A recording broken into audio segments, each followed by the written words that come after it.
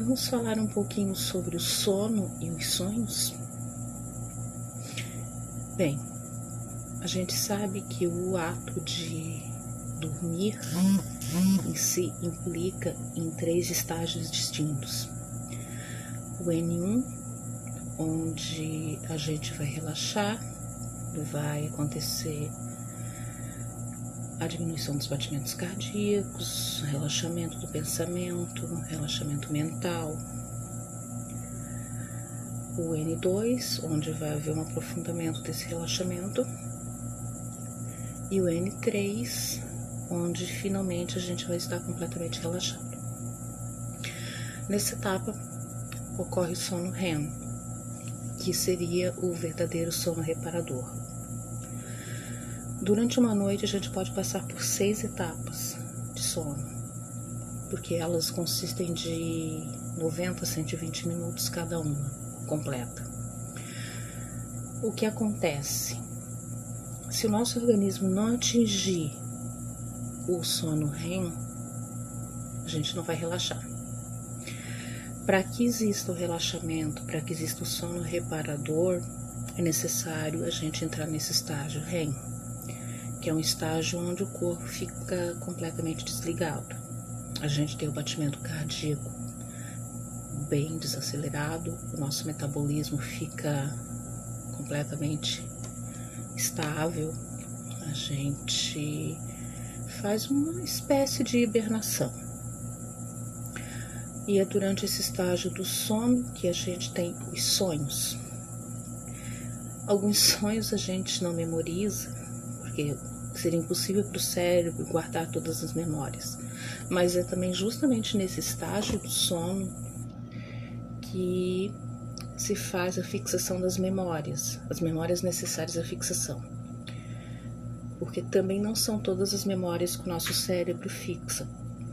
Porque se o nosso cérebro guardasse tudo que acontece no dia a dia, engavetasse lá dentro tudo, a gente enlouqueceria, não teria capacidade. Então ele filtra e guarda as memórias principais. Mas o que acontece nessa filtragem, nessa guarda de memórias? Os sonhos. E muitas vezes os sonhos eles trazem situações completamente inusitadas, completamente sem pé nem cabeça. Mas se a gente pegar esse sem pé nem cabeça e for juntando pedacinho por pedacinho, a gente vai perceber que a gente juntou acontecimentos de hoje, de ontem, de lá, de cá, e formou um quebra-cabeça, só que quebra-cabeça mal montado. E o nosso cérebro formou uma história com essas memórias. E assim ele criou os sonhos.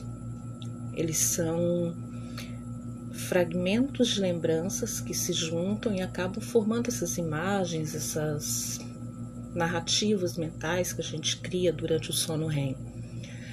Mas é absolutamente normal. Aí vem a questão de interpretação de sonhos na psicanálise. Justamente por isso. Porque tudo que você sonha, por mais sem pé nem cabeça, por mais que não tenha o popular lé com cré, ele tem. Ele tem porque ele não é um todo, ele é um complexo emaranhado de pedacinhos de memória que o cérebro guardou e juntou naquele momento. E ele vai criar uma imagem, vai criar alguma coisa para ilustrar isso. Isso vem em forma de sonho. Então, para a gente na psicanálise, por mais que o sonho não tenha sentido, por mais que não exista, por mais que você tenha sonhado com uma vaca voando, com um chifre na testa,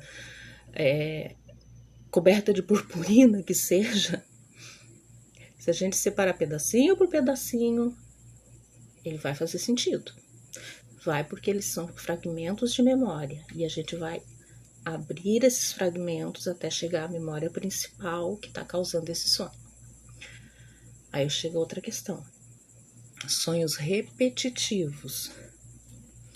Os sonhos repetitivos, geralmente, eles vêm de eventos que causaram algum trauma, que causaram alguma fixação na sua memória de alguma coisa que talvez você não identifique exatamente o que ela é, mas ela ocorreu e ela está em forma de sonho se manifestando.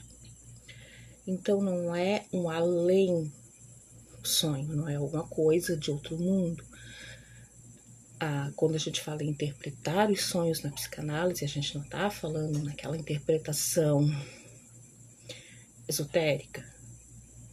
A gente está falando numa interpretação científica, numa interpretação que tem base, a base do que você juntou e trouxe de bagagem para que esse sonho se formasse.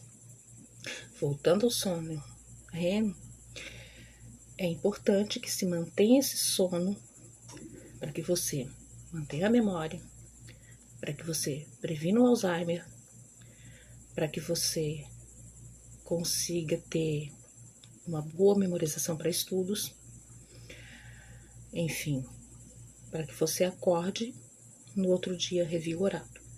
A partir do momento que você não consegue fixar as etapas de sono REM, você vai ter aquela sensação do eu dormi, mas eu acordei cansado. Desculpa. Eu acordei cansado por quê? Porque eu não atingi a etapa de sono profunda, que é necessária para que o corpo se reconstitua, para que a memória se reconstitua, para que a saúde se reconstitua. Então, a importância do sono.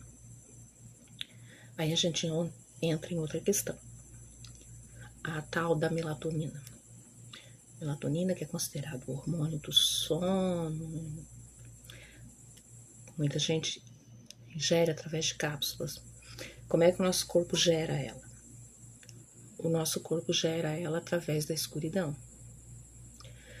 Então, o porquê que se indica que se evite telas, que se evite luzes azuis, que se evite qualquer contato com mecanismos como celular, televisão, LEDs durante o sono?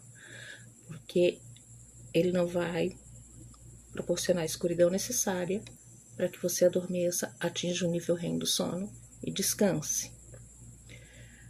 E aí o seu organismo ele vai cada vez menos e menos produzir melatonina. E você vai acabar necessitando fazer a suplementação. A melatonina ela é naturalmente produzida pela gente no cair da noite, no escurecer. Então, os seres humanos são feitos para que, a partir do momento que escureça, eles comecem a ter esse nível de melatonina e a desacelerar. É uma coisa biológica, uma coisa natural do ser humano. Algumas espécies mudam isso, mas no ser humano isso é fato. Aí você vai chegar na pessoa que não consegue atingir o estágio REM de jeito nenhum. Vem as medicações. As medicações, não vou citar nomes, não vou citar, porque elas cabem à psiquiatria e à clínica geral. Psicanalista, psiquiatra, terapeuta não trabalham com medicações específicas, talvez com produtos naturais, mas medicações, produtos farmacológicos não são a nossa área. Mas a gente compreende que existe sim a necessidade em alguns organismos da ingesta desses produtos para que se atinja esse nível de sono, porque naturalmente o corpo não vai mais conseguir produzir. E diante disso, a gente percebe que hoje em dia, cada vez mais, a qualidade de sono da população está reduzindo. E, infelizmente, grande parte disso é do estresse, é da correria do dia a dia e é da influência das luzes de tela nos quartos. Então, vamos ficar bem atento a isso, gente. Quanto mais escuro o ambiente, quanto menos influência de tela, melhor. Meia hora antes de deitar e fazer a rotina, que realmente você vai dormir, entrar no estágio N1, Desligue todas as telas. Desligue e se desligue para colaborar com esse ciclo natural. Uma vez você não conseguindo atingir esse ciclo, procure sim um especialista que possa lhe ajudar, seja de forma terapêutica ou, em casos mais extremos, de forma medicamentosa, que realmente é necessário em muitos casos. E por hoje, o nosso assunto seria esse.